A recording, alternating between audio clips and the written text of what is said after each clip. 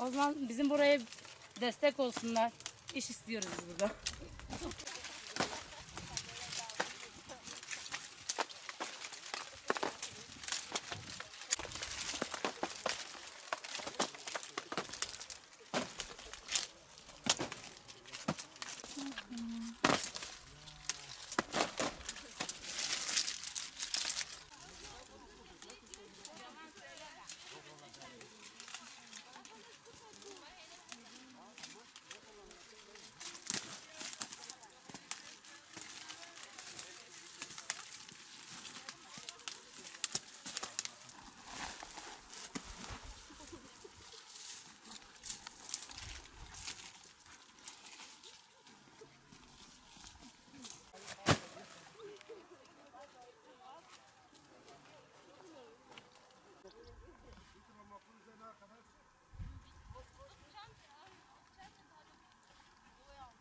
Burada göründüğü gibi haneler kara zenkten dolayı kurumuş ve hiçbir özelliği kalmamış.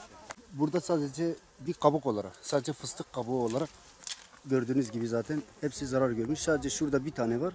O da içi boş ya dolu belli değil. Şu anda Batman'ın Beşiri ilçesi Ayrancı köyü kendi tarlamda 60 dönüm üzerinde ektiğim fıstık hasatını yapmış bulunmaktayım. Şu anda hasat dönemindeyiz. Gördüğünüz gibi zaten şu an hasat yapılıyor. Bizim beklentilerimiz bu yıl iyi bir verim elde etmekti. Ve gerçekten ağaçlarımız çok da iyi ürün tutmuştu. Yağmurların zamansız ve geç yağmasından, daha sonra da aralıksız devam etmesinden dolayı ilaçlama yapamadık. Bu ilaçlamadan dolayı kara zenk hastalığına yakalandı ve üründe şu anda %70 bir zarar görülmektedir. Sıcakların da etkisi daha da hastalıkların büyümesine neden oldu. Bu nedenle ürünlerimiz çok zarar gördü. İstediğimiz verimi elde edemedik. Yağışlardan, iklim şartlarından dolayı. Bu hastalıklar için Tarım İl Müdürlüğümüzden gerekli çalışmaları yapmasını istiyoruz. Bu hastalıkların neden oluştuğunu ve bu ağaçların neden zarar gördüğünü araştırmalarını istiyoruz. Burada daha önce buğday hasatı yapıyorduk. Arazilerimiz karaç olduğundan dolayı gelir elde edemiyorduk. Ondan dolayı fıstığa yöneldik. Fıstık ekimi yaptık. Fıstık ekimi de iyi bir kazanç elde edeceğimize inandığımız için ektik ve öyle olacak ama bu sene işte yağışlardan, sıcaklardan dolayı istediğimiz verimi elde edemedik. Şu an Batman genelinde hasat dönemi başlamış ve birçok yerde hasat yapılıyor şu anda.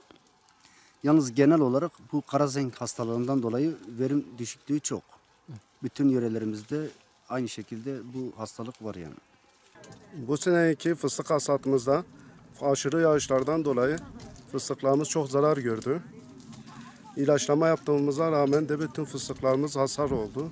Gördüğünüz gibi dallarda fıstıklarımız çürüdü. Yani aşırı yağış nedeniyle yeterli yağış da alamadı toprak.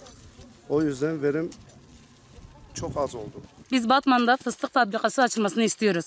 İşçilerimiz çalışsın.